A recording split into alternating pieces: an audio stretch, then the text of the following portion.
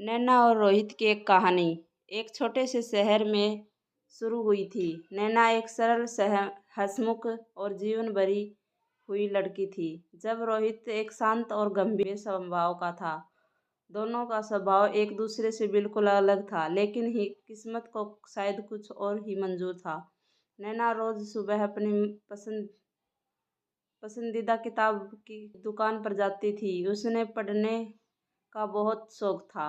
एक दिन जब वह किताब देख रही थी, उसकी नज़र रोहित पर पड़ी। रोहित भी उसी दुकान में आया करता था, लेकिन उसने कभी नैना पर ध्यान नहीं दिया था। लेकिन उस दिन कुछ खास था, शायद हवा में कुछ अलग ही जादू था।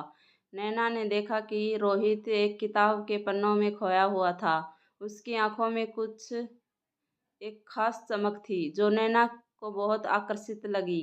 नैना ने हिम्मत जुटाई और रोहित से पूछा, आप कौन सी किताब पढ़ रहे हैं? रोहित ने मुस्कुराते हुए किताब का नाम बताया और दोनों के बीच एक छोटी सी बातचीत हुई। धीरे धीरे यह छोटी मुलाकात दोस्ती में बदल गई।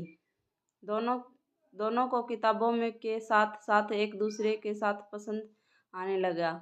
एक दिन रोहित ने नैना से एक खास जगह पर बुलाया। वह उस शहर के बाहर एक पुराने पुल पर ले गया, जो सूरज ढलने पर बहुत खूबसूरत लग रही थी। वहाँ रोहित ने अपने दिल की बात कही, नैना, मैं तुमसे बहुत प्यार करता हूँ। तुम्हारे बिना मेरी जिंदगी अधूरी सी लगती है। क्या तुम मेरे साथ हमेशा रहोगी? नैना की आंखों में खुशी के आंसू भी थे। उसने रोहित के हाथ थामा और कहा, हाँ, मैं तुमसे प्यार करती हूँ। मुझे तुम्हारा साथ हमेशा चाहिए।